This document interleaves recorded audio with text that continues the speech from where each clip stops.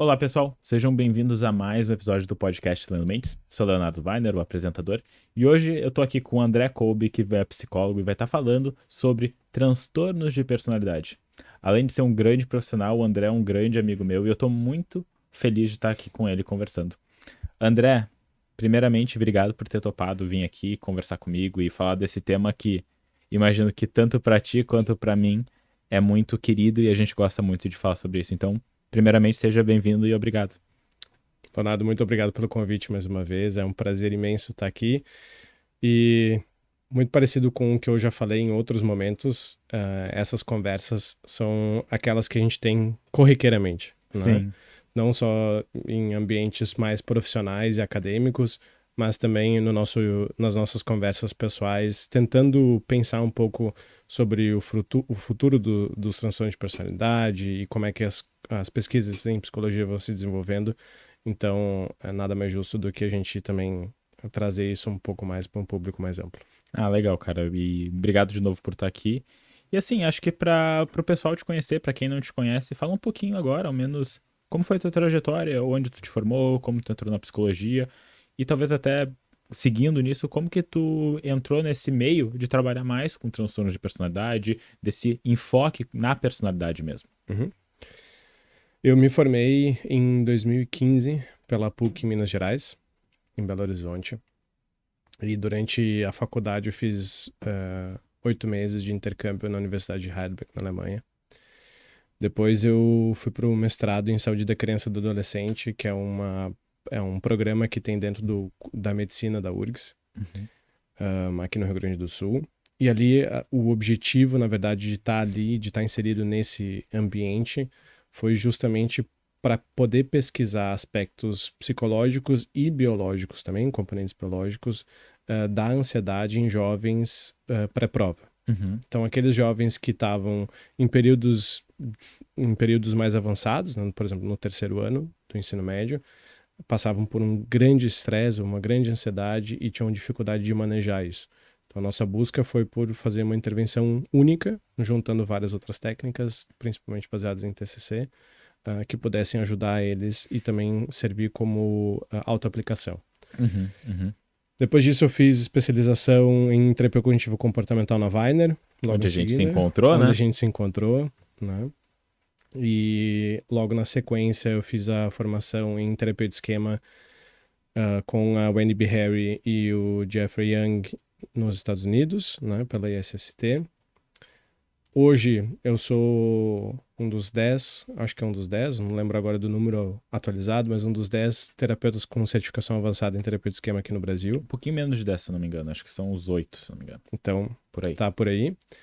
E também estou no processo final agora para certificação de supervisor, né, reconhecido pela ISST. Atualmente também comecei a ir por outras trajetórias, principalmente pensando na minha população clínica, então tenho feito cursos de atualização e capacitação em terapia afirmativa e Uhum. mais recentemente eu comecei uma formação em DBT, então é mais ou Legal. menos esse a trajetória assim até aqui.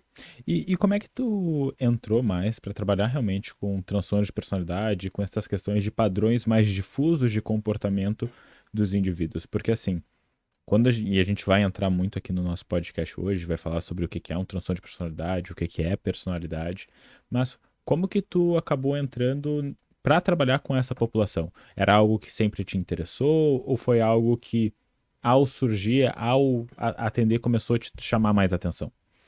É uma pergunta que eu não sei responder. Aham. Porque quando começaram os estágios clínicos na faculdade, lá na PUC em Minas funcionava da seguinte forma: a gente tinha os 5 anos normais de graduação, então Uhum. eram os 10 semestres, e ali a gente tinha 7 estágios curriculares, né, 7 estágios obrigatórios. E daí tinha também estágios optativos, como clínica e tudo mais, né? Tinha uma clínica, escola, e que a gente poderia usar também, e se candidatar e assim por diante. E nesses estágios curriculares que faziam menção a atendimentos clínicos e tinham supervisões dos professores e tudo, eu sempre atendi casos que foram considerados graves Uhum. pela triagem, né? Então eu sempre tive muito contato com transtorno de personalidade, trauma, né, e outros casos mais refratários e graves. E eu sempre gostei. Uhum. Tipo, foi uma coisa que sempre fez sentido e eu conseguia empatizar muito com a dor e o sofrimento daqueles pacientes. A gente tinha também nessa relação terapêutica que construía resultados bons em termos de desenvolvimento. Então foi algo que eu fui me acostumando, eu acho, a lidar com. E eu fui, ao longo da minha carreira até aqui, tendo mais carinho, assim, mais contato também. Eu acho que é interessante a tua resposta, porque muitas vezes é o que acaba acontecendo na nossa prática clínica, né? A gente tem uma ideia saindo de repente da graduação, que eu vou trabalhar com uma determinada população, e o que vai acontecendo é que a gente acaba tendo encaminhamentos, a gente começa a atender outras demandas, e a gente acaba até muitas vezes gostando dessas outras demandas, o que faz com que a gente mude o nosso enfoque e comece a trabalhar ainda mais com essa população. E eu acho que daí entra até um outro fator que não é necessariamente o que a gente ia trabalhar e conversar aqui hoje, mas quando a gente pensa em saúde mental ou quando a gente vai para o aspecto mais patológico, ou seja, de transtornos psiquiátricos, a gente sabe que a regra é que hajam comorbidades, ou seja, mais de um transtorno ou mais de uma gama de sintomatologias, né? Então, acredito que isso também deve ter acontecido contigo, né? De um paciente que aparentemente chegava na terapia com uma depressão, com um quadro depressivo, mas havia uma comorbidade de um transtorno de personalidade, ou traços de um transtorno de personalidade, ou até mesmo outras questões que acabam te levando para isso, né? Sim. É uma das coisas que eu acho que em aula, como professores, a gente sempre precisa deixar muito claro, né, nas aulas de pós-graduação, o quanto é importante a gente saber dos critérios diagnósticos, saber Perfeito. das diferenciações diagnósticas também, que é muito, entre aspas, fácil, né, a gente cair dentro de um diagnóstico por acreditar que ele fecha todos os critérios estabelecidos pelo DSM, por exemplo, ou pela CID, e achar que é isso, né? Mas inúmeras vezes existem comorbidades, existem diferenciais que a gente precisa estabelecer e é um trabalho muito mais refinado. E para isso a gente precisa conhecer muito bem o terreno onde a gente está pisando, né? E saber também estabelecer quais são realmente os critérios que se encaixam, quais não são e para qual caminho faz mais sentido ir com aquele paciente. Lembrando sempre que as evidências são sempre atualizadas, a gente tem novas pesquisas saindo a todo tempo, a gente precisa ser criterioso com relação a essas novas pesquisas e resultados também, inclusive também com relação ao DSM. Mas acho que é bem importante ressaltar sempre que essas mudanças, né, dentro de um diagnóstico, dentro de uma característica, acontecem e a gente precisa ficar atento como profissional. Perfeito, e eu acho que isso já pode até nos levar para um outro lado da nossa conversa, que é quão importante tu vê o DSM, porque querendo ou não, é o que a gente tem nesse momento, né? Para quem não sabe, o DSM é o manual diagnóstico estatístico que a gente tem da APA, né? Que é a American Psychological Association, que vai estar nos ajudando e vai estar nos dando esses critérios para a gente poder fazer diagnósticos dos nossos pacientes com determinadas psicopatologias. A gente também tem a CID, que a CID, que é mais voltada para todas as patologias, né? Então sai apenas da questão psiquiátrica, mas ela vai também para questões metabólicas e assim por diante. Quão importante tu vê o diagnóstico? E quão importante tu vê a utilização e o conhecimento desses critérios para poder fazer um diagnóstico? Uma baita pergunta. A gente precisa ser... Acho que a primeira coisa que eu falei um pouco antes também, a gente precisa ser crítico e ter um olhar crítico com relação aos manuais que existem hoje. O que isso significa? Significa que a gente precisa estar atento para ver se isso realmente faz sentido para aquele paciente, para essa população que a gente está atendendo, para a cultura que a gente está inserido, etc, etc, etc. E também saber se aquilo que está sendo dito é realmente atualizado com relação às pesquisas que estão sendo feitas. A gente teve uma atualização agora do DSM, para o DSM-5-TR, e também uma atualização do CID-10 para o CID-11, que tem sido colocado em prática cada vez mais, e tem atualizações que são interessantes que foram feitas, mas mesmo assim a gente ainda precisa dialogar mais, eu acho, que sobre os transtornos de uma forma geral. Mas pensando numa população unicamente e exclusivamente clínica dentro do consultório, é importante o profissional saber dessas características para começar a entender qual que vai ser o guia, qual vai ser o norte desse tratamento. Se a gente pensar em terapia cognitivo-comportamental, a gente tem uma busca muito grande por estabelecer objetivos e estabelecer também um plano de tratamento que faça sentido. Dentro das TCCs, de uma forma geral, esse também é um dos preceitos. E para que isso fique claro e para que a gente realmente tenha um norte claro, é preciso que essas características estejam frescas, né, dentro da cabeça dos clínicos. Não, perfeito. Eu acho que o que tu traz aí é fundamental, até porque quando a gente vai fazer essa análise crítica da evidência e a gente vai pegar o que a gente tem de melhor evidência para uma determinada demanda clínica, a gente precisa saber muito bem o diagnóstico, porque uma avaliação errônea, uma avaliação que não está atenta a critérios bem estabelecidos, pode nos levar a fazer um tratamento que está muito distante do que o nosso paciente precisa. Exatamente. Então, até essa questão da gente, por mais que o DSM, a CID, tenham suas críticas e, de novo, importante a gente conseguir criticar, importante a gente conseguir olhar e ter essa visão crítica, né? Não necessariamente de crítica, não necessariamente, é ruim. Não, de avaliar mesmo, bem meticulosamente. De ter critérios de avaliação. Exato, ser bem meticuloso para a gente poder também tomar essas decisões clínicas, né? Sim, exatamente. O Hoffman, no congresso no Congresso Mundial de Terapia Cognitivo Comportamental em 2018, se eu não me engano. O da Alemanha. O Hoffman deu uma palestra e ele é um dos revisores do DSM, né? E o Hoffman bateu muito na tecla da importância da gente sim ter os critérios e ter eles como parâmetro e como auxílio para avaliar a população clínica e para direcionar tratamentos, mas ao mesmo tempo também lembrar sempre que a pessoa que está na nossa frente é uma pessoa, um ser humano. Sim. E a gente precisa olhar para o ser humano e para as dificuldades, para as necessidades que esse ser humano tem e para onde ele precisa caminhar para que ele tenha uma melhora e uma busca mais saudável para ele. E é muito legal de poder ouvir e pensar no Hoffman falando isso, porque para quem não sabe, o Hoffman também escreveu um livro junto com o Reis sobre o além do DSM, né, que tem esse olhar além do manual de critérios diagnósticos, e ele trabalha muito com essas questões processuais de transtornos mentais e assim por diante. E tem até uma frase no livro dele, do Hoffman, do Reis e do Lorschad, que é: pessoas não são critérios diagnósticos, pessoas são indivíduos em sofrimento com sua história, histórico e objetivos. Então, a gente poder olhar além disso. Óbvio, a gente precisa ter esse olhar para a gente conseguir também difundir e olhar para essas outras questões. Porque uma coisa não está descolada da outra. Tu poder ter esse olhar para o diagnóstico também não está querendo dizer que tu vai colocar de lado a subjetividade daquela pessoa. E eu acho que esse acaba sendo um equívoco que muitas pessoas acabam tendo quando aprendem sobre diagnósticos. Né? Eu vejo muito receio dos clínicos em usarem critérios diagnósticos para pensar sobre esse desenvolvimento do paciente, né?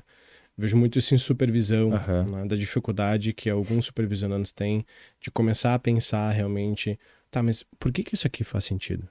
Por que o paciente apresenta tais características, tais outras, tais sintomas? Aonde que isso se encaixa? Né? E muitas vezes a dificuldade de realmente englobar isso em alguma característica diagnóstica faz com que o tratamento seja difuso, né? Que foi o que a gente acabou de falar. Então, sim, a gente precisa, de certa forma, como um guia, mas ele não é o único guia. Não. Né? Ele não é o único norte. E que nem tu acabou de citar a frase, a gente precisa olhar além do DSM e além de outros manuais que possam vir a existir em algum momento. E o ir além é olhar para a pessoa como um todo, junto com o transtorno que pode ou não estar acompanhando esse indivíduo. Exatamente. Né? Então, muito legal da gente poder pensar isso, e eu acho que isso já nos redireciona pro grande tópico que a gente se organizou para falar aqui hoje, né? Que é para falar sobre transtornos de personalidade e personalidade. Mas, indo então, antes da gente ver o patológico, antes da gente ver o que talvez tá da doença, entre aspas, né?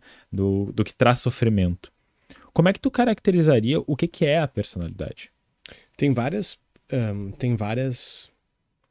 teóricos que estudam personalidade. E tem vários teóricos que estudam também transtornos de personalidade.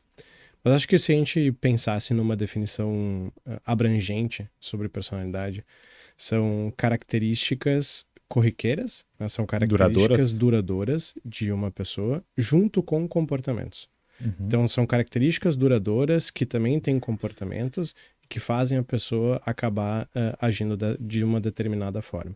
E isso envolve uma série de aspectos, como, por exemplo, valores, objetivos, motivações, aspectos emocionais, né? Como essa pessoa ela traz a emoção dela e representa essa emoção dela na vida real e no cotidiano, e assim por diante. Tem várias outras que compõem isso. Então, de uma forma geral, personalidade poderia ser caracterizada dessa maneira. E é muito legal, né? Porque essa definição que tu traz, de novo, a gente vai ter várias definições dentro da literatura. O que a gente tem da APA, né? Vai dizer que a personalidade se refere a características e comportamentos duradouros que compreendem a um ajuste único de uma pessoa à sua vida, incluindo principais traços, interesses, motivações, valores, autoconceito, habilidades e padrões emocionais. Exatamente. Então, realmente fazendo esse englobamento de vários aspectos que fazem com que a pessoa seja do jeito que ela é. E daí, quando a gente pensa nisso, né, e quando tu fala dessas questões sobre valores, sobre motivações, padrões emocionais, quão importante é tu poder avaliar isso com os pacientes, mesmo quando o indivíduo não tem um transtorno? Fundamental, mais uma vez, porque a gente precisa saber para onde a gente está direcionando e pensando no que o paciente precisa naquele momento do tratamento. Né? Então, ter essa clareza de como esse paciente funciona, de como ele se direciona, como ele se organiza dentro da vida dele. E aqui a gente pode incluir mais, né, Léo? A gente pode incluir a questão da cultura, a questão social, em termos de vulnerabilidade ou não, ou outras características sociais envolvidas também. Então, o paciente está envolvido dentro de um contexto. E esse contexto precisa ficar claro para que a gente também saiba como lidar com ele da melhor maneira possível dentro do contexto de terapia. Perfeito. Então tem esse contexto todo, tem as emoções, tem comportamentos, tem experiências de vida, tem aspirações, tem metas pessoais, tem uma série de aspectos. E aí se a gente volta, né, para um passo inicial do processo terapêutico, pensando principalmente em anamnese, numa estruturação de caso, essas são perguntas que são fundamentais de serem feitas lá no início, para que a gente já tenha de antemão ideia de para onde a gente está indo, né? Qual que é a direção que a gente realmente está fazendo. E eu acho muito legal da gente poder falar isso, porque a gente acaba quebrando com alguns mitos que psicoterapias cognitivas só olham para a sintomatologia e para o que está, por exemplo, de errado com o indivíduo, que está trazendo sofrimento para o indivíduo. Não, a gente quer também fazer essa construção de como que esse indivíduo está aqui hoje na minha sala apresentando determinados comportamentos ou atitudes disfuncionais, como que ele se desenvolveu para poder estar apresentando isso. Porque existe uma história e uma explicação também de como há um desenvolvimento disso. E quando a gente pensa em personalidade, eu acho que isso fica interessante, porque a gente não sai necessariamente de um determinismo 100% biológico das coisas. A gente está vendo aí como o contexto ele pode estar implicando, como vários outros pontos são fundamentais. Até porque vão existir, né, fatores de risco e fatores protetivos para quase qualquer transtorno psiquiátrico que a gente para observar, né? Então, se, por exemplo, eu estou no consultório, eu recebo um paciente pela segunda, terceira vez, eu estou nesse processo de anamnese. O que me vem na cabeça enquanto eu entrevisto, enquanto eu faço toda essa construção é quem é essa pessoa? Da onde que ela veio? O que ela busca? Quais são as dificuldades que ela tem? Quais são as potencialidades que ela tem? E a partir daí, como a gente vai fazer para que ela chegue realmente nos objetivos terapêuticos que ela traz? Ou como a gente vai atingir esses motivadores que ela traz como sendo importantes na terapia? E aí vem também todos esses questionamentos que a gente acabou de fazer, né? Eles estão englobados nessas perguntas.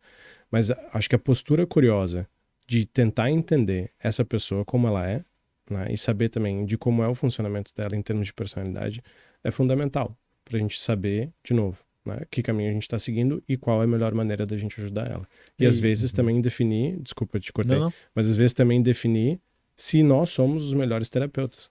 Se daqui a pouco tem outro terapeuta ou outra terapeuta que tem uma característica mais adequada para essa pessoa. Que domina uma abordagem que seria melhor para aquela pessoa. E eu acho que é legal quando tu traz isso, porque me remete àquela frase famosa da Marsha Linehan, que é a desenvolvedora da terapia comportamental Uhum, dialética, que uhum, fala que os pacientes estão fazendo o melhor que eles podem, mas isso não quer dizer que eles não podem melhorar. uhum, Então, da gente poder também ter isso em mente, que a gente precisa entender esse histórico, como ele chegou ali, para a gente uhum, poder uhum. ir evoluindo.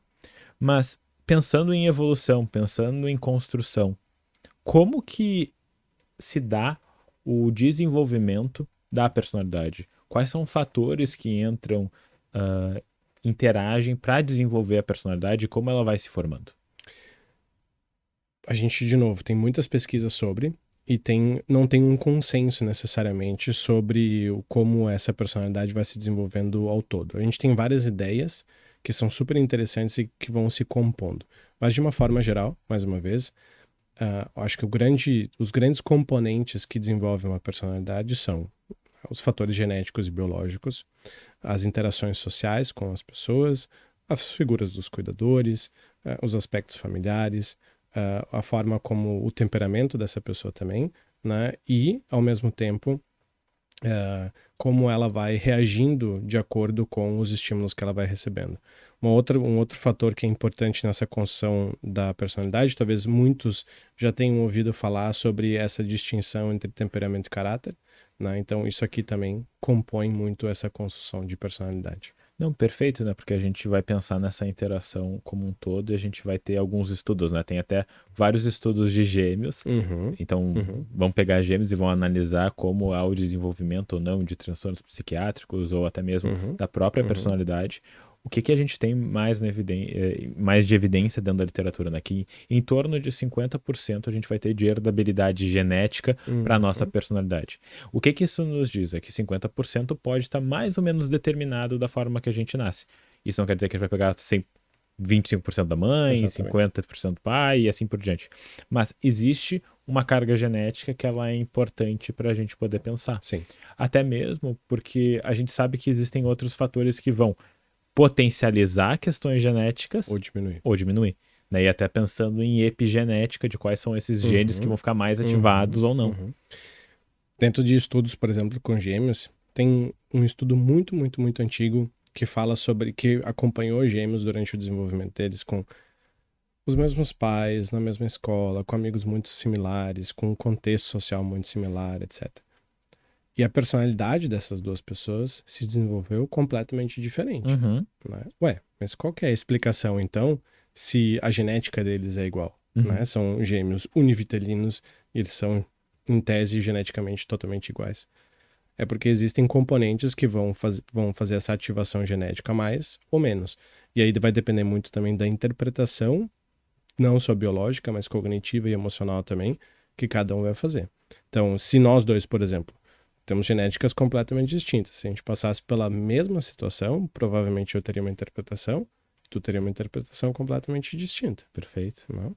Por que que tem pessoas que, por exemplo, chegam dentro de um determinado... Sem levar muito para a questão de padrões de personalidade, pensar em distorções cognitivas, etc. Mas pensando assim, única e exclusivamente nisso que a gente está falando. Tem uma situação social e alguém acha isso ameaçador e uma outra pessoa não acha. Acho que, não, tranquilo, eu vou de boa. Uhum, uhum. Né?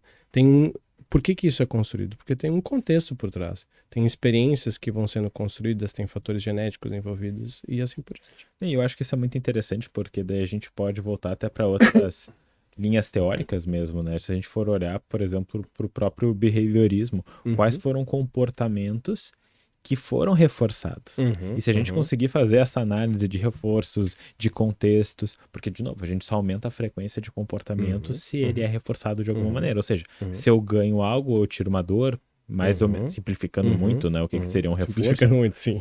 mas basicamente a gente só aumenta a nossa frequência comportamental dado um reforço. Então, quando a gente pensa nisso, a gente começa a pensar nesses estudos, como a gente viu, né, de gêmeos que diferem muito.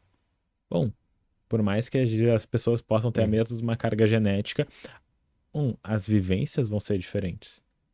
E até mesmo, tratei meus dois filhos da mesma uhum. forma. Vão ser Talvez, distintos. talvez não seja a melhor a abordagem. Não. Talvez a melhor abordagem é: eu tenho 2 filhos diferentes, eu vou ter que tratar eles de maneiras distintas. Uhum, uhum. Eu gosto muito de dizer que não existe um único pai para os mesmos filhos, para os filhos que ele tem, Uhum. né? São 2 pais diferentes, é a mesma pessoa, mas são 2 pais diferentes, porque são crianças com necessidades distintas, com personalidades diferentes, com necessidades diferentes, e elas vão precisar também dessa adequação e dessa flexibilidade de quem está cuidando.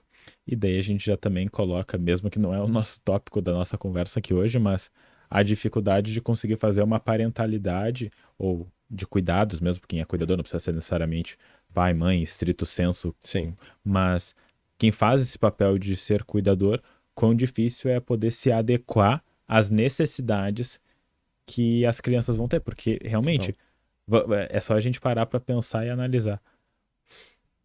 O nosso vocabulário ele vai evoluindo. A gente no início não sabe pedir exatamente o que a gente está precisando. Então a gente já nasce chorando, basicamente. Já nasce clamando por algo. Mas quanto tempo demora para a gente conseguir verbalizar o que a gente realmente precisa? Então, até para a gente poder olhar para esse processo de parentalidade com esse horário. Nossa, é realmente algo difícil? Sim. É muito difícil e é muito necessário. Porque a parentalidade, né, ser cuidadores de uma criança, influencia também no desenvolvimento neurobiológico dela e, por consequência, no desenvolvimento da sua personalidade. Então, é muito importante que os pais tenham esse cuidado e essa atenção, os pais ou os cuidadores tenham essa atenção e esse cuidado com relação ao desenvolvimento dessas crianças. Existem vários estudos que mostram, por exemplo, o quanto o contato físico, isso desde a questão da amamentação, quanto mesmo o contato de, por exemplo, pegar uma criança no colo, ficar com ela mais tempo, fazer massagens, por exemplo, num bebê, quanto isso ajuda no desenvolvimento do hipocampo, de outras áreas cerebrais, e o quanto em outros cenários, né, o cuidado dos pais e das pessoas, dessas figuras, é importante no sentido da diminuição de um risco de desenvolvimento de ansiedade, depressão e outros casos graves, inclusive, de saúde mental ao longo da vida. Então a gente tem vários estudos comparativos nesse sentido, são super interessantes e reforçam mais uma vez a importância que é os pais estarem atentos a esses primeiros momentos de vida. E eu acho que isso é fundamental para a gente entender que não tem um determinismo tão biológico, né? Porque tu pode nascer com uma determinada carga genética, que talvez seja um fator de risco para o desenvolvimento de X patologia, mas dependendo da forma que tu tem esse cuidado, das vivências que tu tem na tua vida, das aprendizagens que tu vai ter, bom, isso pode ser reduzido, aumentado, e isso vai variando muito de indivíduo para indivíduo, experiência por experiência, né? Então, é muito interessante da gente poder pensar nisso. Até porque quando a gente fala disso, uma das coisas que às vezes a gente vai ouvir de pacientes falando assim: ah, mas isso aí é muito mimimi, que isso aí tem que dar afeto o tempo todo. A questão é que afeto demais não é problema. O que a gente às vezes escuta é que há uma discriminação errada entre afeto e limite. Que, na verdade, afeto demais não faz mal. Mas o limite também é necessário. Então, é tu poder dar limites com afeto. Exatamente. E eu acho que esse acaba sendo um equívoco que muitas vezes as pessoas acabam fazendo e, de novo, até por questões contextuais mesmo, faz muito sentido. Mas é importante a gente entender isso, porque isso também está falando de apego, né? Sim, com certeza. E daí, de novo, a gente não vai entrar necessariamente para ficar falando sobre teoria do apego e tudo mais, mas quando a gente pensa em apego, a gente está pensando realmente numa questão que já foi muito estudada dentro da psicologia, principalmente com o Bowlby e com a Mary Ainsworth, e a gente vai ver, né, como essas questões dos estilos de apego que nós temos, elas também influenciam muito no desenvolvimento da nossa personalidade. Eu acho que daí isso só corrobora ainda mais com o que tu trouxe, da importância da gente ter atenção, foco nesses primeiros anos, nesse desenvolvimento que as crianças têm. Sim, e não é por nada, né, que muitas vezes a grande característica familiar dos pacientes com transtorno de personalidade são famílias que têm uma certa instabilidade. Uhum. Seja mais para uma área, por exemplo, uma instabilidade emocional, seja para uma área de instabilidade de segurança e de cuidado e de orientação ou outras várias necessidades. Então, uma das grandes características, talvez familiares, assim, dentro desses ambientes de pacientes com transtorno de personalidade é essa volatilidade ou essa falta de previsibilidade sobre a reação dessas figuras que estão inseridas ali, né? Até porque nós, como seres humanos, a gente tem basicamente 2 pontos que todos nós precisamos de uma certa forma, né? Que é controle e previsibilidade. Uhum. E quando a gente perde a sensação de controle e a gente perde a sensação de previsibilidade, é muito desconfortável. Uhum. Até tem algumas... A questão, né, do locus de controle interno ou locus de controle externo. E tem alguns estudos que mostram, né? Por que muitas pessoas têm medo de avião em comparação a andar de carro? Uhum. É porque no carro, querendo ou não, tu sente que tu tá com mais controle Sim. e com mais previsibilidade. Contudo, se a gente for olhar pro avião, a previsibilidade é que o avião chegue melhor, né? Sim. Só que, de novo, é essa falta do controle Sim. que faz com que a gente também possa gerar essas distorções da realidade. Sim, com certeza. Cara, e é um exemplo pessoal meu. Eu andando de carro dirigindo, eu me sinto muito mais seguro do que quando eu tô sentado no banco de trás de carona. No banco da frente, só 2 pessoas, não. Mas no banco de trás, com mais pessoas dentro do carro, eu me sinto mais inseguro. E a minha ansiedade aumenta. E quando eu tô no avião, eu tenho absoluta certeza, racionalmente, que aquilo é extremamente seguro. E que tem racionalmente, fiquem claro que ele falou racionalmente, porque agora vem a parte que ele vai falar da verdade, como ele se sente. E racionalmente eu tenho absoluta certeza que aquilo é seguro e que tem pessoas altamente capacitadas e treinadas para isso. Mas emocionalmente, em algumas situações, não é sempre, mas em algumas situações, quando eu ando de avião, eu fico ansioso, eu fico com medo. Então, tem muito dessa questão do controle, da previsibilidade, etc. Mas, enfim, só um disclaimer. Não, e eu acho que é legal da gente falar disso, porque isso fala de funcionamento, realmente Sim. dos funcionamentos de comportamentos humanos, né? E como a gente realmente a gente acaba desenvolvendo e potencializa e reduz questões até mesmo de fatores de risco ou até mesmo fatores de proteção. Sim. E daí vale também a gente falar isso até para salientar aqui. Por mais que os fatores genéticos eles sejam importantes, e eles são importantes, é a interação entre a aprendizagem, essas vivências e, os fatores genéticos que também vão fazer esse desenvolvimento desse padrão comportamental, de valores, de motivação, que caracteriza a personalidade do indivíduo. Exatamente. E daí, assim, falamos do que é personalidade. Mas, o que é um transtorno de personalidade? Um transtorno de personalidade é muito... A definição ela é muito parecida com o que é personalidade, né? Mas o transtorno de personalidade é uma característica persistente que a gente percebe ao longo de um curso de tempo. Não são características de um momento só. Né? São características que a gente consegue, se a gente fizesse uma linha do tempo, um contínuo, a gente poderia verificar ela em vários segmentos, vários pontos. E ela envolve uma série de aspectos. Então, ela envolve a maneira como essa pessoa, de forma disfuncional ou não saudável, reage emocionalmente, como ela, de forma disfuncional ou não saudável, reage em termos de comportamento, como ela se envolve com os aspectos sociais e as relações sociais que ela tem, como ela lida também com relação aos seus planejamentos futuros, como ela se percebe dentro desses contextos todos, como ela também interage com o trabalho, né, e também os seus ambientes profissionais e uma série de outras características. Né? Mas, de forma geral, então, um transtorno de personalidade é uma característica corriqueira, ou ela é uma característica contínua ao longo de um período de tempo, Duradoura. que é duradoura e que traz prejuízos àquela pessoa e muitas vezes acaba respingando ou refletindo também nas pessoas ou nos ambientes nos quais essa pessoa circula. Eu acho muito importante quando tu faz essa explicação, tu falar da questão de como é um padrão difuso Uhum. O que isso quer dizer também? Que ele acaba aparecendo em mais de um contexto. Exatamente. E ele precisa também aparecer em mais de um contexto, porque a gente está falando de um transtorno de personalidade, ou Sim. seja, é desse padrão de comportamento, de motivação, de valores que acabam sendo ampliados para várias circunstâncias. Uhum. E se a gente está falando de uma circunstância muito específica que tu age daquela maneira, Uhum. pode ser muito mais relacionado ao que está acontecendo ali E é um outro diagnóstico do que um necessariamente transtorno um de transtorno de personalidade. Porque daí entra naqueles mitos, né? Por exemplo, não é porque uma pessoa foi arrogante contigo Uhum. que ela vai ter um transtorno de Uhum. personalidade narcisista. Uhum. Não é porque a pessoa teve um comportamento impulsivo contigo que ela vai ter um transtorno de personalidade borderline. Uhum. Ou que a pessoa foi rígida no trabalho que ela vai ter um transtorno de Uhum. personalidade obsessivo-compulsivo. Uhum.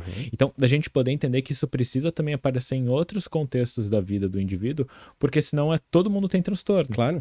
E sim, de uma certa maneira, todo mundo tem alguns traços de transtorno, porque isso também fala um pouco do nosso desenvolvimento. E Sim. se a gente for olhar para o próprio DSM, a gente for olhar para todos todas as sintomatologias de Uhum. transtornos de Uhum. humor, Uhum. ansiedade, de personalidade, com certeza a gente vai pegando um ou outro sintoma, Uhum. mas não necessariamente fechando os critérios. Sim.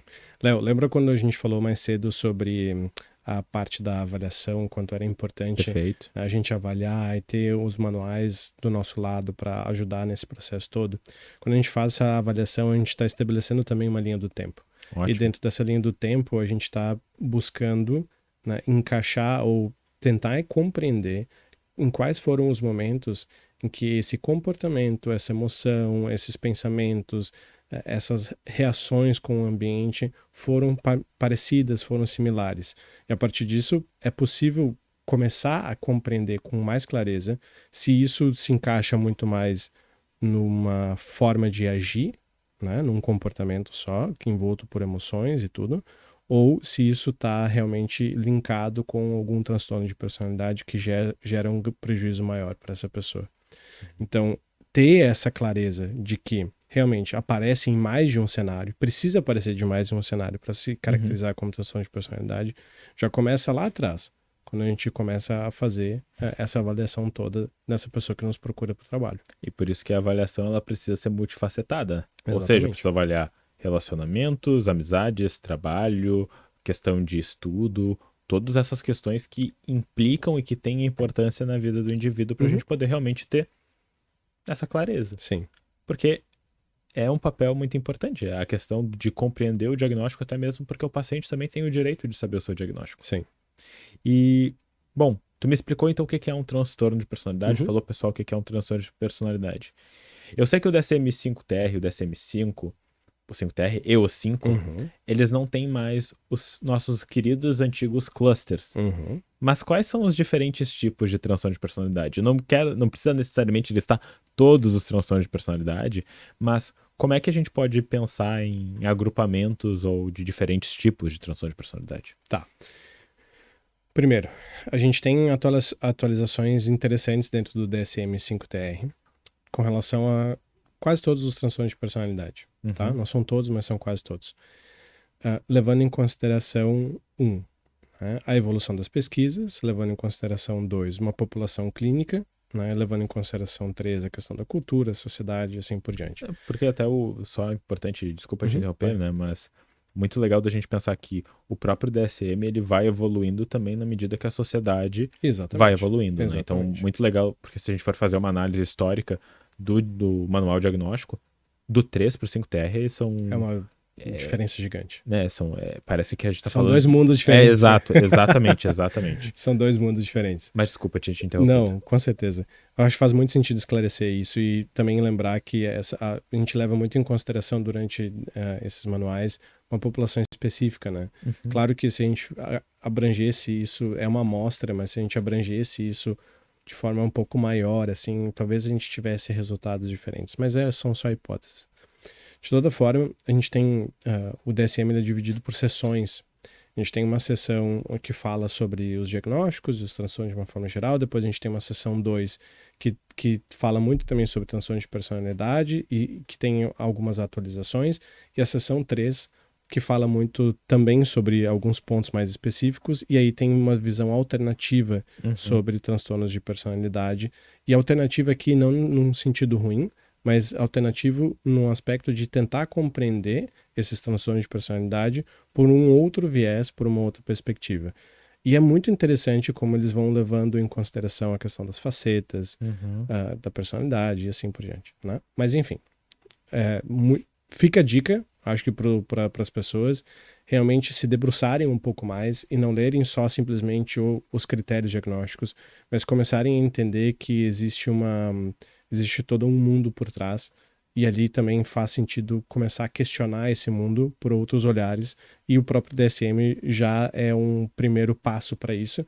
Então, quem puder dar uma olhada na seção 3, acho que é muito, muito, muito legal, cara. Até porque quando a gente pensa em transtorno de personalidade, como qualquer outro transtorno psiquiátrico, a gente vai entender que a gente pode ver o transtorno dentro de um espectro. Sim. Que a gente vai ter características talvez muito acentuadas de algumas questões e características menos acentuadas. Sim. E a gente vai ver esse indivíduo, talvez dentro de um diagnóstico, que ele vai ficar dentro desse contínuo. Sim. E poder entender isso é bem importante também. Sim.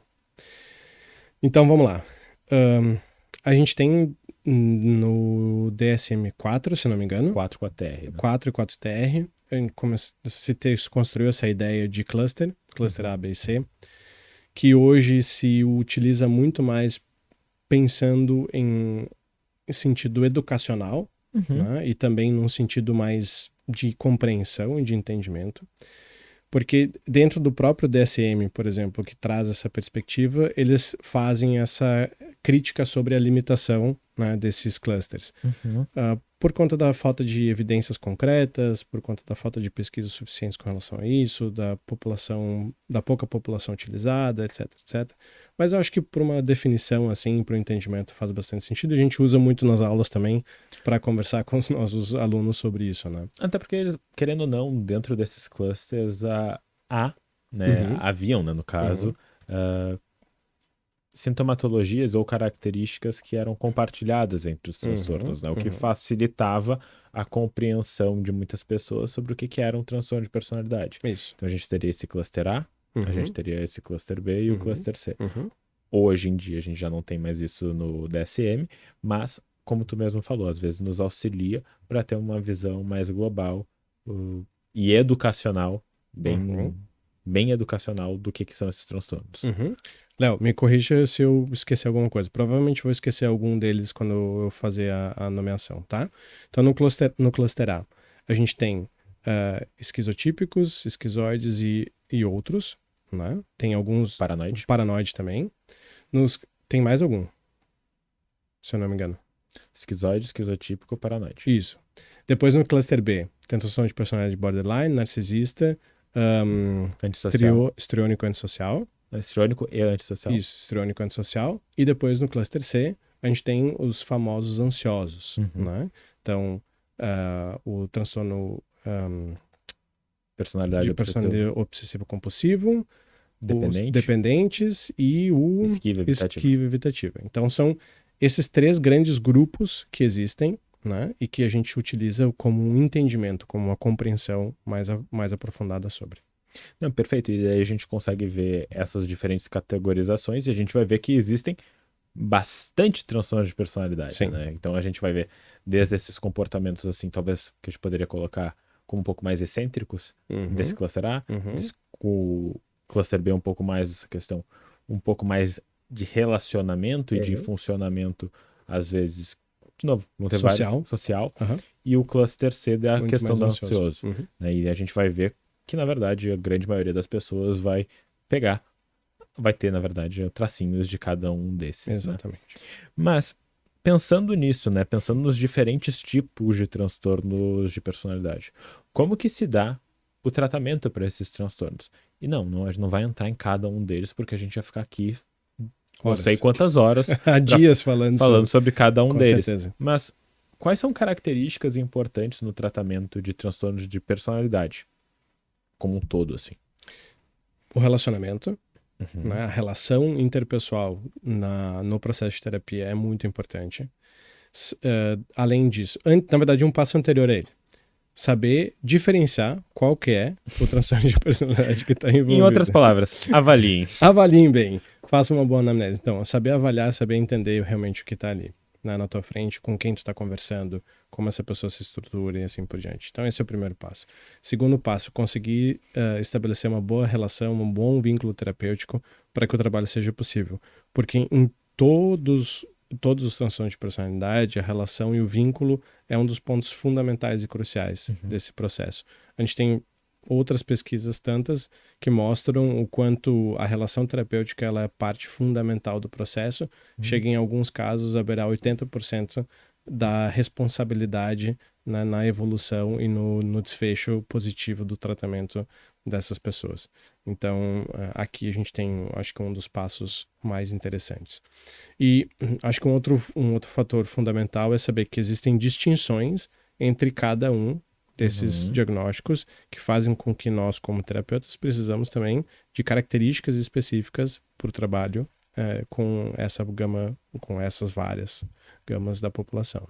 Eu acho muito interessante que tu fala isso, né? E tu puxa a veia da relação terapêutica, porque eu acho que isso é muito importante. A gente tem, como tu mesmo falou, muita evidência dentro da literatura que aponta como a relação terapêutica, se a gente for olhar para todas as relações terapêuticas, é um fator comum a todas, mesmo em diferentes linhas teóricas. E além disso, que é um fator que está realmente, que tem uma robustez importante, se a relação terapêutica é boa, isso está mais associado com os desfechos positivos no processo de psicoterapia.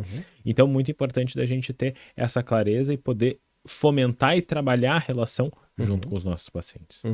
Até mesmo porque uma das questões que é interessante quando a gente pensa em transtorno de personalidade é que o uso de psicofármacos, muitas vezes, ou seja, de medicação, vai ter um efeito não tão potente quanto para outros transtornos. Vamos pensar, para um transtorno de personalidade narcisista, tu vai tomar uma medicação para te ajudar a fazer o manejo de alguns sintomas. Mas é muito diferente do que um transtorno afetivo bipolar, por exemplo, que o tratamento medicamentoso ele é crucial, né? Sim.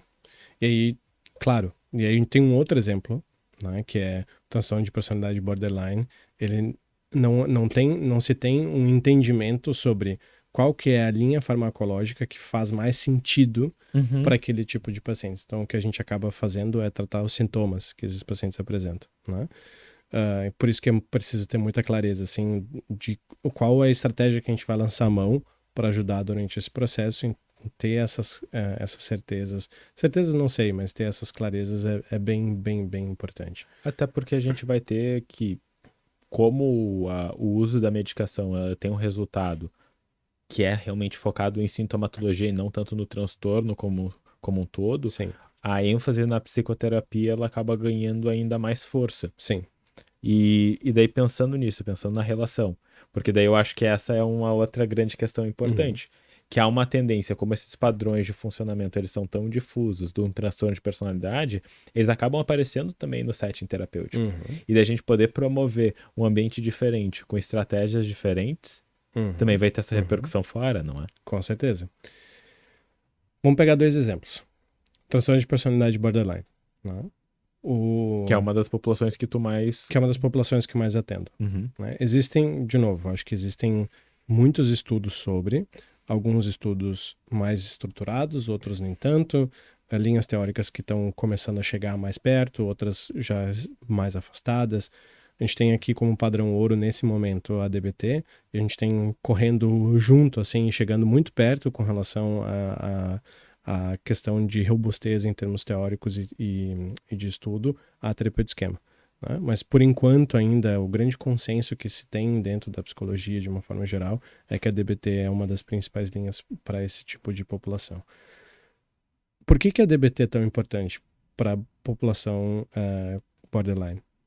Por conta da desregulação emocional.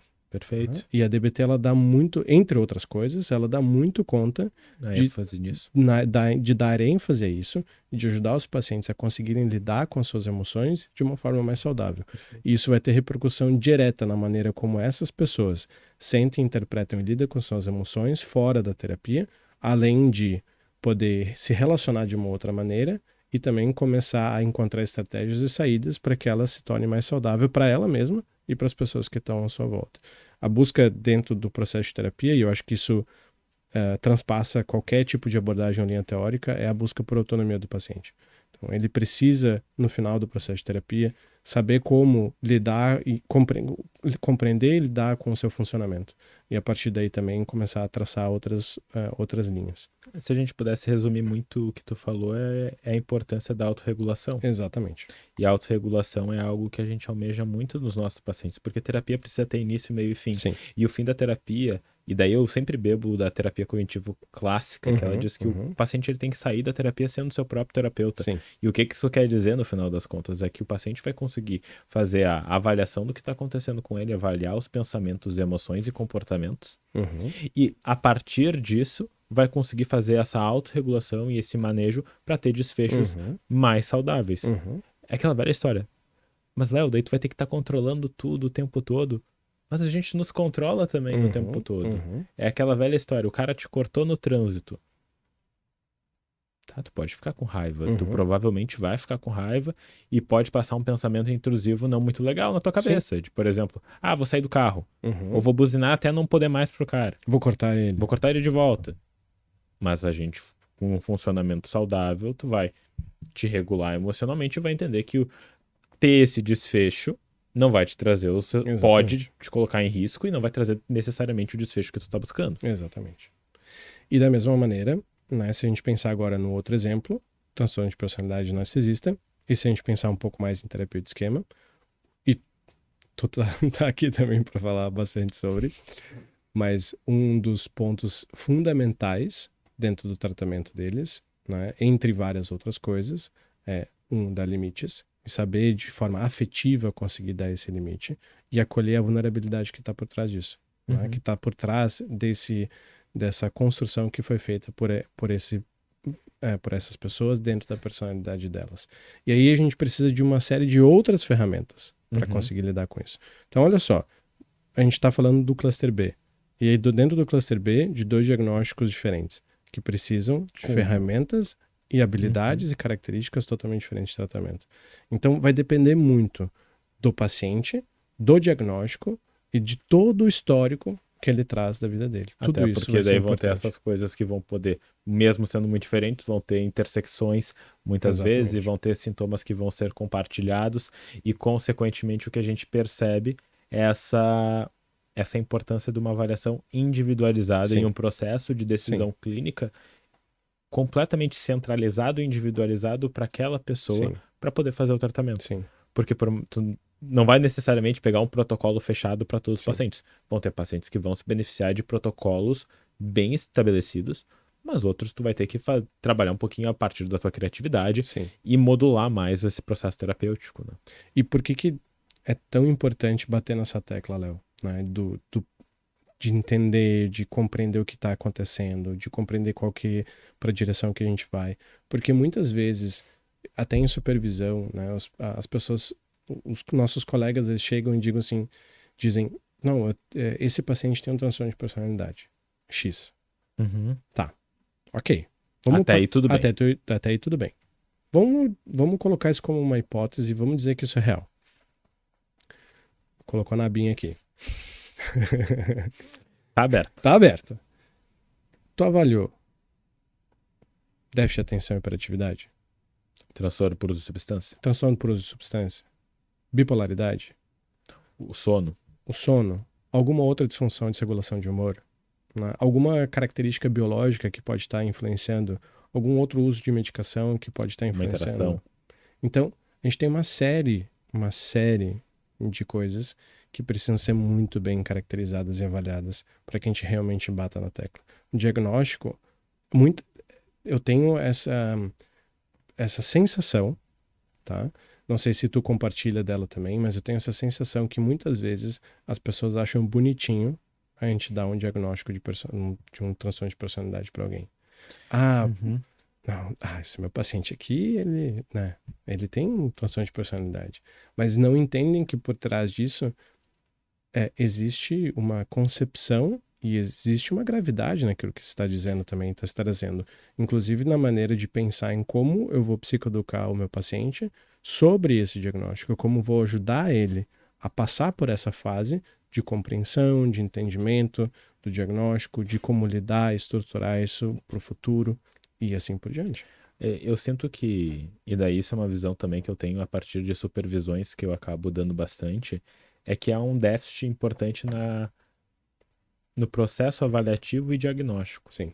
Então, esse déficit num processo de conseguir realmente fazer um diagnóstico diferencial, conseguir realmente fazer um diagnóstico, às vezes vai levar o paciente para um processo terapêutico que não é o que é melhor para ele. Uhum. E, na verdade, de novo, o processo de avaliação, ele começa no momento que tu dá oi pro teu paciente e ele vai sempre acontecendo. Tu tá avaliando teu paciente até o último dia de terapia. Uhum. Porque, na verdade, tu definir um diagnóstico é um passo Uhum. para tu orientar o teu tratamento e tu vai avaliando, monitorando o progresso durante toda a terapia. Uhum. O paciente não tá melhorando. O que tu faz? Tu tem que voltar para a formulação do caso e poder avaliar novamente para tu poder tomar uma outra decisão clínica. E qual que vai ser a diferença? Vou te fazer uma pergunta. Qual que Olha vai que ser legal, que diferente! Qual que vai ser a diferença, Léo, de um paciente que vai apresentar... Como é que a gente vai saber, tá? Se o paciente ele tá deprimido ou tem alguma outra comorbidade junto com a depressão, por exemplo, uma depressão mista com ansiedade, e o paciente ele tem um transtorno de personalidade e, por consequência, as características mais deprimidas fazem parte desse diagnóstico. Como é que a gente vai saber essa diferença de uma coisa com a outra? Tu vai ter que avaliar também primeiro quando que essa sintomatologia ela começou a aparecer e quando que isso realmente trouxe as problemáticas para a vida do paciente. Porque quando a gente está pensando realmente num transtorno de personalidade, a gente pensa nesse padrão duradouro que já vem sendo construído há muito tempo.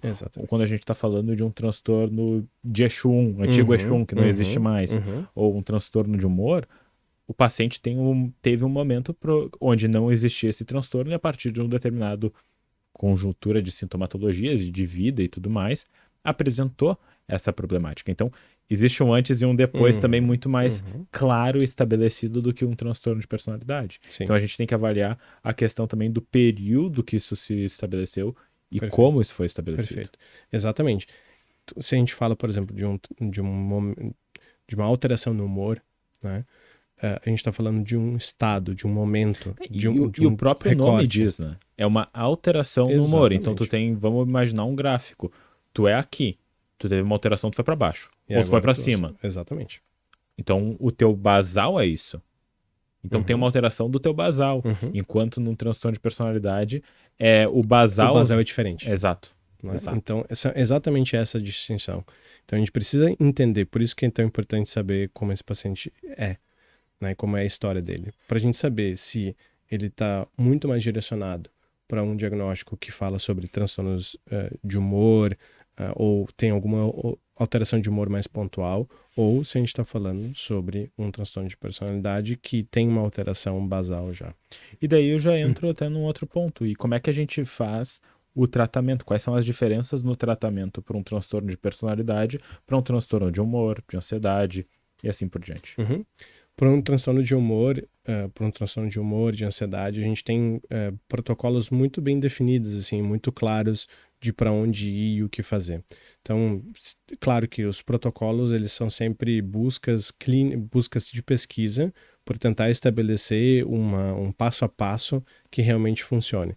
Muitas vezes, dentro do consultório, não vai funcionar dessa maneira, porque a gente tem uma série de intersecções que acabam acontecendo e que a gente precisa também dar atenção a fora, que o contexto social muitas vezes é diferente das pesquisas também, assim por diante. Sim, porque muitas vezes também a gente pega uma pesquisa que é feita na Holanda, Europa, nos Estados Unidos, e a gente vai botar aqui no Brasil e tem uma adaptação cultural que não conversa necessariamente. Exatamente. Então a gente precisa ter esses cuidados. Mas, de uma forma geral, a gente tem passos muito significativos. A gente tem por exemplo, uma depressão muito grave, né? Um dos padrões ouros para depressão muito grave é a ativação comportamental, em primeiro lugar, e depois vem a terapia cognitivo comportamental de Beck, para transtorno de personalidade, como sendo também um dos fatores fundamentais para o tratamento desses pacientes.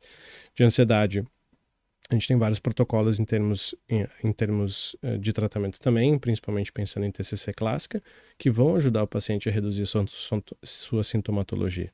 E aqui a busca é muito pela compreensão dos sintomas, o entendimento de pensamentos, emoções e comportamentos e a busca por reestruturar esses padrões e a partir daí começar a conseguir estabelecer rotas mais saudáveis para isso. Né? Então é um tratamento, digamos, eu acho que muito mais protocolar. né? E a gente, querendo ou não, o paciente ele também sai de um lugar diferente. Sim. Ele sai de um lugar onde... Vamos pegar o transtorno obsessivo compulsivo. Uhum. O paciente pode até ter uma característica de personalidade mais ansiosa. Uhum. Talvez o limiar de Uhum. ansiedade dele é menor do que de outras pessoas. Ou ele Uhum. tá mais... Fica mais... a excitabilidade com ansiedade é maior. Uhum. Ok, esse pode ser um fator. Mas uma coisa que é importante é que o transtorno obsessivo compulsivo, ele se estabeleceu em um determinado momento. Ele sabe o que é não ter Sim. o transtorno, Sim. não é? Da mesma forma, tu já falou isso aqui no teu podcast, mas tu teve uma época onde tu teve fobia de cachorros, Perfeito. né? E tu sabia como era não ter. Sim. Assim como tu passou a saber como não ter, tanto que a Nina tá aí. Nina está entre nós. Mas durante esse período em que foi muito ruim conviver com cachorros e o receio, o medo, a apreensão, foi difícil para ti, provavelmente, conseguir lidar com isso de uma maneira mais saudável. Uhum. Aprender a conseguir voltar, né, para aquilo que existia antes, ou para algo parecido com aquilo que era antes, é muito importante. E esse é o caminho que a gente precisa fazer com os nossos pacientes. É como se a gente falasse sobre o conceito da física de... o conceito da física, me fugiu o nome. Quando a mola, a gente aperta a mola e ela volta, Uhum. né, ela volta para o mesmo estado. Uhum. Tem um nome específico para isso, me fugiu agora, mas é o único conceito que a psicologia utiliza da física. E, Eu acho que tem outros que eles usam, mas tudo bem. mas tudo bem. Mas é um dos únicos. E aí, essa volta, né, ao mesmo estado. E a partir daí, a gente quer também fazer com que os pacientes eles voltem para um estado muito parecido com o que eles estavam antes desses momentos. Então, antes de uma depressão, antes de um quadro ansioso, antes de um transtorno obsessivo compulsivo, antes de uma fobia ou coisas nesse sentido. Quando a gente fala de transtorno de personalidade, a gente tem muita resistência, muitas vezes, de tratamento. Falta de motivação. Falta de motivação, resistência, a falta de compreensão também sobre o diagnóstico, a falta de compreensão familiar sobre esse diagnóstico. Então, é um trabalho que precisa ser feito de forma bastante minuciosa. Esse também precisa ser feito muito minuciosamente, muitas vezes a família precisa ser envolvida, mas aqui a gente tá indo contra um padrão que muitas vezes se estabeleceu ao longo de uma vida inteira. Uhum. Né? E por isso que é tão fundamental a gente lançar à luz a maior parte de ferramentas e habilidades que a gente puder utilizar. Então, de novo, quando a gente fala de um transtorno de personalidade borderline, né, um dos grandes fatores é a questão da regulação do humor, é a compreensão sobre o seu funcionamento, é pensar em alternativas que realmente fazem mais sentido, sejam mais saudáveis. Se a gente usa, além da DBT, um pouco da terapia do esquema, com a compreensão dos modos e dos esquemas. E de poder ter uma validação. De poder ter uma validação, às vezes uma confrontação empática, uma reparentalização limitada, além também de técnicas mais vivenciais e comportamentais, além das cognitivas todas, para que esse paciente consiga entender, né, que existem formas de que aquela criança que foi ferida em algum momento possa ter uma outra saída. Né? Então aqui a gente falou um pouco de mistura assim, de duas abordagens. Um modelo terapêutico mais misto. Mais misto, exatamente. Então esses seriam, por exemplo, um exemplo de tratamento para transtorno de personalidade, mais especificamente para borderline. Tem muitas nuances, né? Assim, de forma geral. Exato, e a gente vai ter toda a nuance de cada paciente, de cada transtorno, de cada tratamento e modelo de tratamento.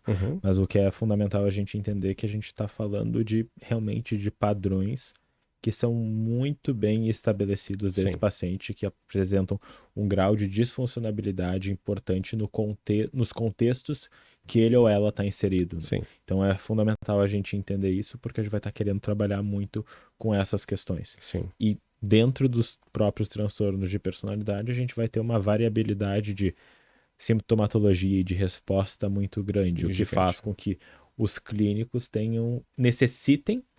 necessitam realmente de uma avaliação muito compreensiva, deliberada e consciente para poder tomar a decisão, as melhores decisões, onde vão aumentar a probabilidade de acerto com os pacientes.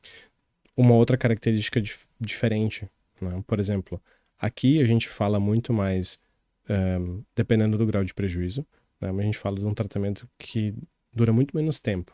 Né? É muito mais diretivo e muito com menos tempo até a gente ter uma eficácia que realmente seja considerada saudável. Ele acaba sendo mais eficiente. Eficiente. De certa forma, sim, ele acaba sendo mais eficiente. Mas enquanto aqui a gente fala, em alguns casos, né, de tratamentos de 8 meses, 10 meses, 1 ano, aqui a gente fala de anos de trabalho. Porque a gente realmente precisa, entre aspas, quebrar essa barreira de repetição desse padrão e começar a incutir um outro. Até porque a gente também está falando de uma reorganização de reforçadores muito importantes na vida do indivíduo. Sim. Então, querendo ou não, é uma mudança de raciocínio e uma mudança comportamental muito difícil de fazer, porque ela está muito arraigada também em aspectos emocionais. Sim. De novo, muitas vezes o padrão emocional ele está relacionado realmente a essa questão de memórias emocionais que não são de fácil acesso quanto a gente está falando de outros transtornos. Exatamente. E uma outra coisa, né, Léo? Tu falou antes sobre a importância da gente saber desses detalhes, assim, porque eu vi recentemente, por isso que isso me veio à tona agora, mas quando a gente fala dos pacientes borderline, muitas vezes as pessoas não entendem que existem algumas diferenças, mesmo que sutis, dentro do trabalho com pacientes homens e aqueles pacientes da população feminina. Né?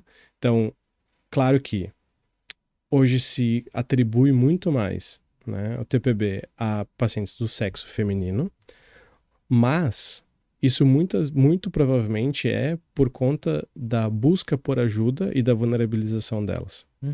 Enquanto os pacientes homens do sexo masculino são muito mais fechados para isso. Agora, pacientes do sexo masculino são muito mais impulsivos e muitas vezes muito mais agressivos, de certa forma, enquanto pacientes do sexo feminino também têm a impulsividade como uma das características, mas não tem tanto quanto os homens a questão da agressividade. Aparece agressividade? Aparece. Mas são formas e características completamente distintas. Então, saber dessas nuances também é bem importante. E da gente poder entender que é que nem quando a gente está falando de depressão. Depressão infanto-juvenil aparece de uma forma muito diferente, na maior parte dos casos, do que uma depressão adulta. E a gente ter essa clareza é fundamental e faz com que o processo fique mais claro. Tu consegue entender quais vão ser as melhores técnicas e intervenções que tu vai poder fazer para realmente ter essa melhora. Então, eu acho que isso é fundamental e daí da mesma forma como se não existissem mulheres que têm transtorno de personalidade narcisista, porque grande parte da literatura foca em pacientes homens. Mas, de novo, a gente sabe que não é o caso, da mesma forma que não é o caso para TPB ou qualquer outro tipo de transtorno, né, que acomete qualquer tipo de gênero, qualquer tipo de orientação sexual, etnia e tudo mais. Sim. Vou te fazer uma outra pergunta. A gente pode dar o diagnóstico de transtorno de personalidade em qualquer idade? Em geral, não. Em geral, a gente vai esperar a questão do desenvolvimento até mesmo cerebral, né? A gente vai pensar ali, porque realmente precisa de mais tempo de desenvolvimento, mas a gente vai pensar para qualquer tipo de transtorno de personalidade a partir dos 18 anos, na sua grande maioria. Exatamente. O DSM fala muito categoricamente que os transtornos de personalidade, eles são caracterizados de forma mais precisa a partir dos 18 anos. Existem exceções? Sim, existem. Existem exceções e para isso tem uma série de critérios também. E um dos critérios é que aquela sintomatologia do transtorno de personalidade precisa persistir por pelo menos 1 ano durante essa fase da adolescência. Né? Da adolescência. Agora, a gente precisa levar em consideração, por exemplo, em casos dos adolescentes, que existem uma série de variações hormonais, genéticas, etc., que vão acontecer durante esse período. Então, cuidado. De novo, e eu acho que e em geral a gente também vai ver isso, porque até por uma questão de flexibilidade mais cognitiva e até mesmo de aprendizagens, é difícil a gente fechar qualquer tipo de transtorno de personalidade numa adolescência, porque a Sim. gente tá vendo tem muita aprendizagem, tem muitas mudanças que vão acontecendo. Mas, quando a gente começa a ver indícios numa adolescência, bom, a gente pode também orientar um Sim. tratamento para isso, para poder também fazer esse reforço e fazer essa proteção para o paciente para que o transtorno ele não se desenvolva. Ah, por que que tu não quer que a pessoa desenvolva o transtorno? Porque isso traz prejuízos. Então, se a gente consegue fazer um processo mais protetivo, melhor ainda. Então, é mais ou menos isso que a gente tem. Então, sim, existem casos que a gente vai poder dar o diagnóstico antes, mas, de novo, com vários critériozinhos bem importantes que a gente tem que Sim. revisitar, mas na sua grande maioria, pensem a partir dos 18 anos e sempre lembrem também que o desenvolvimento cerebral ele vai em torno ali dos 21 para mulheres e para homens vai até mais ou menos os 24 anos Isso. o desenvolvimento cerebral. Então, isso também deve ser levado em consideração quando a gente está falando de um diagnóstico Sim. como esse. E bom, André, eu acho que a gente já pincelou várias coisas aqui, acho que a gente já trabalhou muito aqui. E tu já falou que tu gosta muito e que tu trabalha muito com pacientes com transtorno de personalidade borderline. Sim. Essa é a população que tu mais gosta de atender dentro dos transtornos de personalidade? Ou existem outras que tu gosta também? E por quê? É uma outra boa pergunta, que eu não sei se eu tenho clareza da minha resposta, assim, se é... Eu gosto, com certeza, o TPB é a população que eu mais atendo em consultório, é a que eu mais gosto de atender em consultório. Eu estava aqui pensando, por que que eu não consigo responder? Eu não consigo responder a pergunta desde quando eu comecei a gostar disso.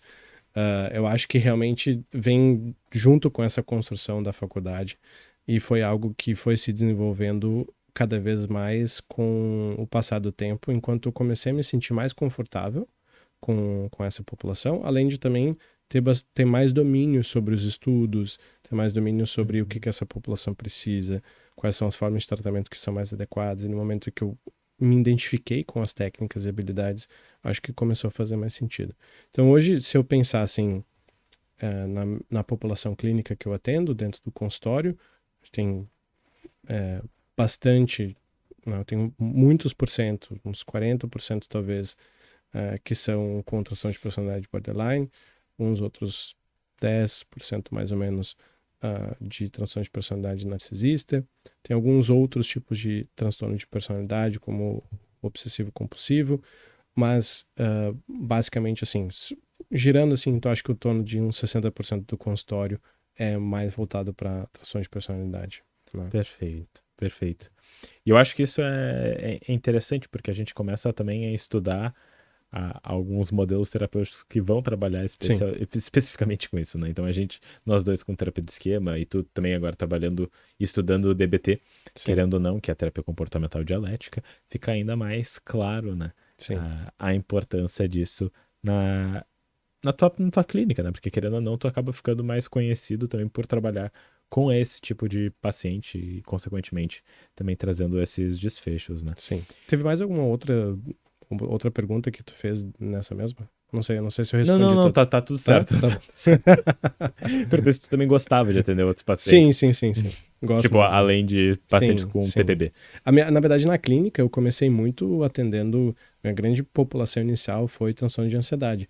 E foi isso que me motivou muito também a ir para o caminho do mestrado nessa direção.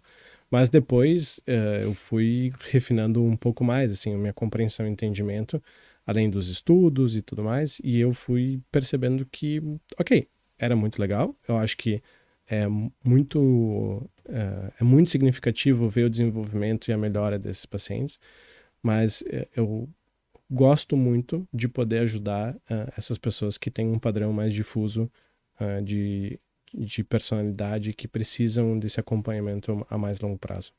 Perfeito.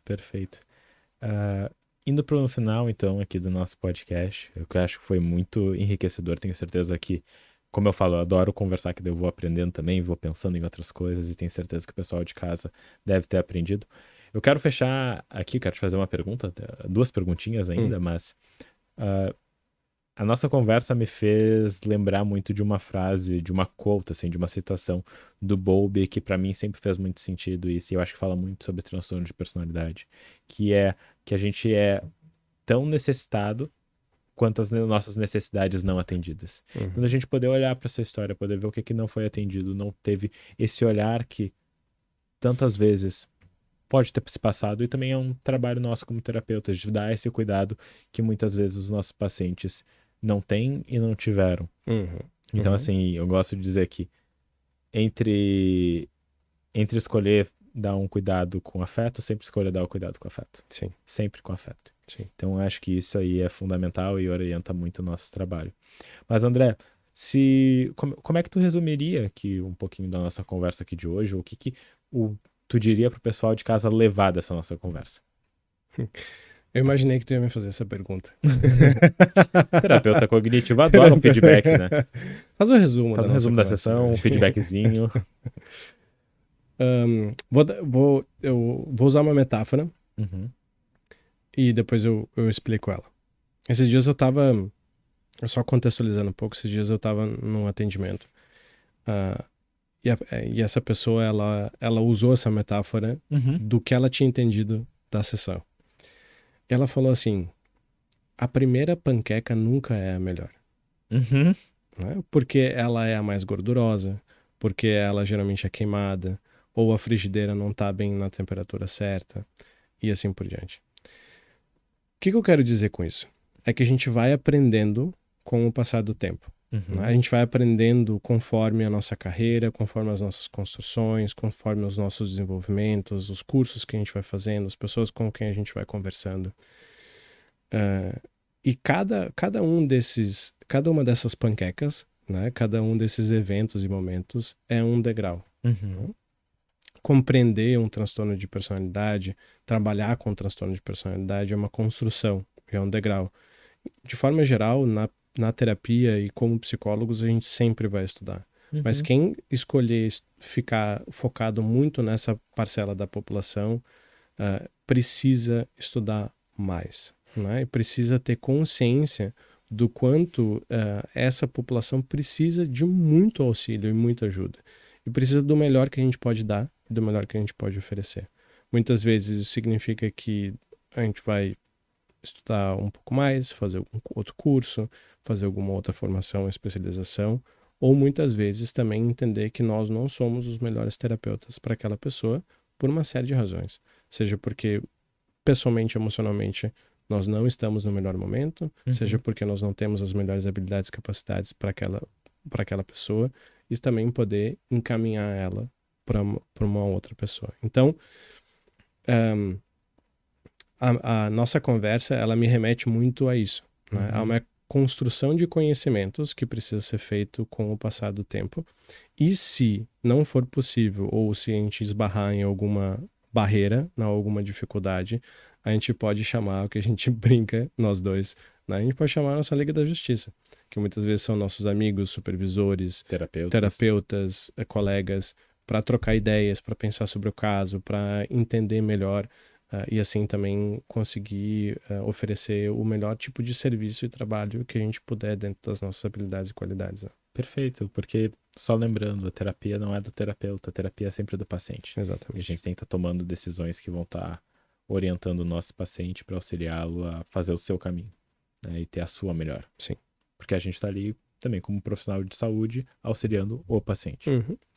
E André, se o André, como a última pergunta, né, se o André criança ou adolescente estivesse aqui assistindo podcast em casa, escutando no Spotify, alguma coisa, o que tu falaria para ele? O que eu falaria para ele ou o que ele falaria para mim? O que tu falaria para ele? O que eu falaria para ele? Eu falaria para ele que eu amo ele muito.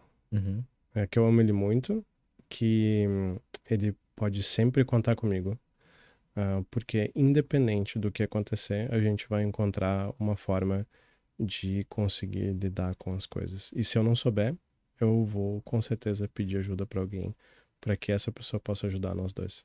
Perfeito, muito legal, cara. Tenho certeza que o André de alguma maneira também escutou isso e para ele deve ter feito muito sentido. Sim.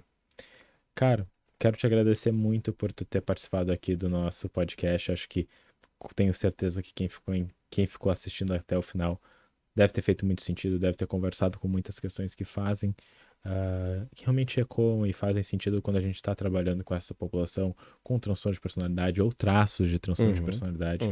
Então, quero te agradecer de novo pela tua disponibilidade, pelo teu tempo. E é sempre um prazer falar contigo, né? Prazer é meu, muito obrigado de novo pelo convite. Sempre extremamente divertido estar aqui, mas além de divertido, é muito enriquecedor poder conversar contigo e a gente compartilhar não só sobre psicologia, mas também sobre a compreensão e entendimento de como a clínica se estrutura, como as pessoas poderiam chegar em outras etapas e patamares de sua carreira. Enfim, né? Eu gosto muito de compartilhar isso contigo. A gente vai se ver em breve de novo. Com certeza. Cara, então o palco agora é teu. Pode dizer pro pessoal onde eles podem te encontrar, te seguir, para conhecer um pouquinho mais do teu trabalho. E novamente, muito obrigado. Muito obrigado, Léo. Vocês podem me seguir no André M. Kobe, no Instagram. Podem me mandar um e-mail também, se vocês tiverem alguma dúvida, quiserem algum artigo específico ou algum outro tipo de material. André Michael Kolb, KOLB, @gmail.com. E acho que é isso. Perfeito. André, muito obrigado novamente. Obrigado. Pessoal, obrigado por ter assistido mais um episódio aqui do Lendo Mentes. Se vocês quiserem que o André volte aqui pro nosso programinha aqui, é só avisar que eu chamo ele e a gente troca mais um papo. André, de novo, muito obrigado e até a próxima. Muito obrigado, pessoal, por assistirem. Léo, mais uma vez, muito obrigado e até mais.